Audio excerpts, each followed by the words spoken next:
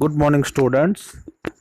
So today we will discuss about the description of sitar. ठीक है ना, क्वेश्चन रहता है बेटा, right the detail description of sitar और रिगार्डिंग सितार के पार्ट्स. ठीक है, तो ये मैंने एक बार आपको कंप्लीट पिक्चर दिखाई है, फिर इसको पार्ट्स में डिवाइड करेंगे, फिर इसकी सभी पार्ट्स की डेफिनेशन और इसको डिस्क्राइब करेंगे.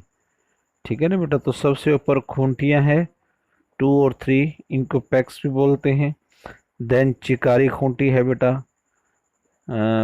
+1 के बच्चों के लिए इंस्ट्रूमेंट नया है, लेकिन 12th के बच्चे इसको अच्छे से जानते हैं. देन बेटा नेक का ये जो लॉन्ग पार्ट है, इसको नेक बोलते हैं या डांड भी बोलते हैं.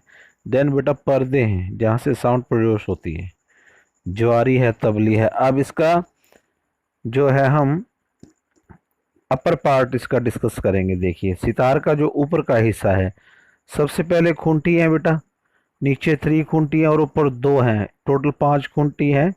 और उसके नीचे 2 खूंटियाँ और है जिनको चिकारी खूंटी बोलते हैं. ठीक है ना, ये साइन दिया हुआ है.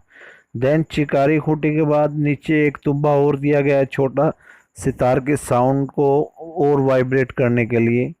देन उसके बाद बेटा नीचे ही तरफ की खूंटियाँ दी गई है, छोटी छोटी ये खूंटियाँ हैं, इनको पैक्स भी बोलते हैं, जो तार को लूज और टाइट करने का काम आती है. देन ये जो पूरी लॉन्ग है ऊपर से लेकर जहाँ तक ये पिक्चर है, इसको नेक बोलते हैं बेटा. ठीक है ना, this is the neck of sitar.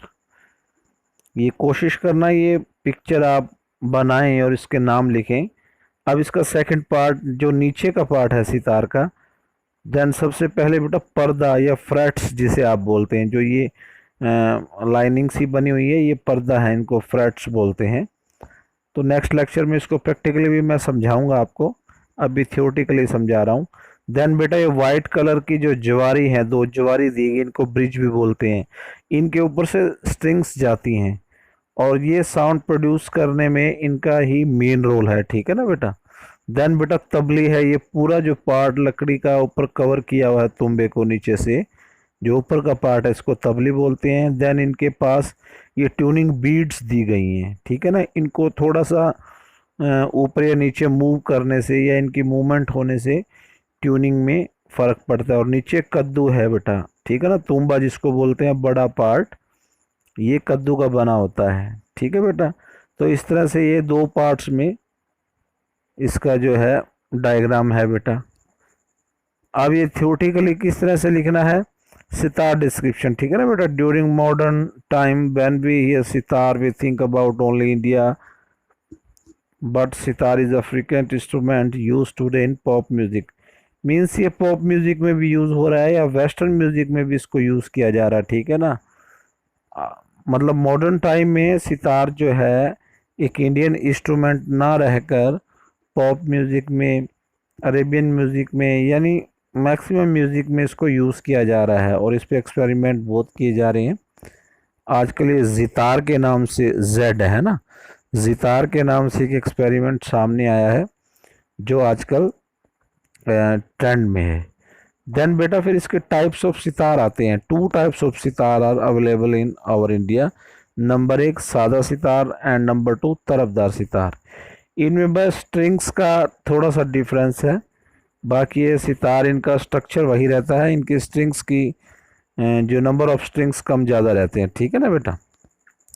Then बेटा इसके पार्ट्स ऑफ सितार, सबसे पहले तुम्बा. It is a round of circle gourd and it is a gift from nature to mankind. Pumpkin बेटा, ठीक है ना, जिसको कद्दू भी बोलते हैं, ये एक तरह की सब्जी है. और ये अलग तरह से स्पेशली जो इनकी हार्वेस्टिंग की जाती है और तब इनको यूज़ में लिया जाता है सितार के लिए. इसके हाफ पार्ट को नीचे लगाकर वो साउंड प्रोड्यूस करते हैं. ठीक है ना. और देन तबली, उस हाफ पार्ट को कवर करने के लिए जो लकड़ी का पार्ट लगाया जाता है, thin piece of wood which is fitted to the top of the cut portion of the tumba, that is tabli बेटा. ठीक है ना.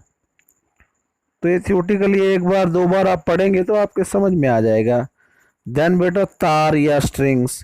तार is a strings, there number of strings sitar number may vary but 18 is a common number. ठीक है ना, मतलब सितार में 18 और 19 जो है कॉमन नंबर रहते हैं। Strings, total number of strings जो सितार में यूज़ की जाती हैं वो 18 हैं, या आप 19 भी लिख सकते हैं। देन बेटा डांड, या जिसको मैंने नेक आपको बताया था, पूरा लंबा पार्ट जिसके ऊपर पर्दे बंधे होते हैं उसको डांड बोलते हैं। Dand is the neck of sitar, a long of round frame of wood of the same quality which is use to making the tabli set to a Dand.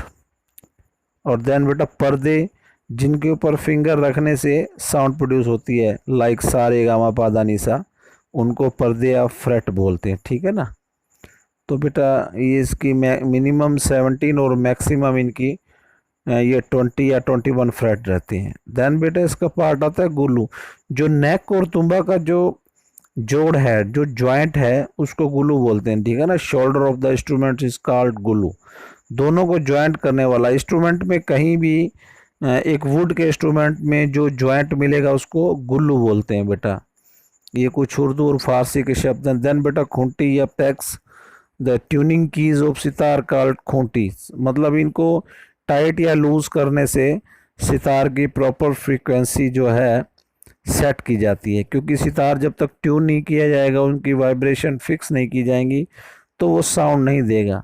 तो इसमें भी large packs and small PACS. ठीक है ना। खूंटियाँ, छोटी और बड़ी खूंटियाँ मैंने बताई थी ना आपको, 5 बड़ी खूंटियाँ, 2 ज्वारी की और बाकी जो है सपोर्ट करने, साउंड को सपोर्ट करने वाली खूंटी। देन बेटा ज्वारी, इसका सेकंड नेम ब्रिज है, और साउंड प्रोड्यूस करने में इसका बहुत बड़ा रोल है। ठीक है ना बेटा। Big bridge rests to allow main strings and small bridge rests to allow तरफ स्ट्रिंग्स। देन बेटा ट्यूनिंग बीड्स, जो सबसे लास्ट पार्ट है जहाँ पर स्ट्रिंग्स बांधी जाती हैं, ठीक है ना, जहाँ टैग की जाती है, वहाँ पर एक छोटे छोटे प्लास्टिक के इंस्ट्रूमेंट से लगाए जाते हैं, उनको हम ट्यूनिंग बीड्स बोलते हैं। उनको ऊपर या नीचे करने से साउंड की वाइब्रेशन और उसकी ट्यूनिंग परफेक्ट की जाती है। देन बेटा playing technique of sitar. Sitting position is very important in sitar. With the help of teacher, student can easily learn to play sitar. We use a right arm of balance of sitar and first finger is using for मिजराफ। ये आपको मैंने बताया हुआ है। ठीक है ना। Finger में मिजराफ किस तरह से डाला जाता है और किस तरह से सितार को पकड़कर उसकी पोजीशन लेकर उसको बजाया जाता है। तो ये बेटा नोट कर लेना सारा, ये क्वेश्चन आपका रहेगा डिटेल डिस्क्रिप्शन ऑफ सितार।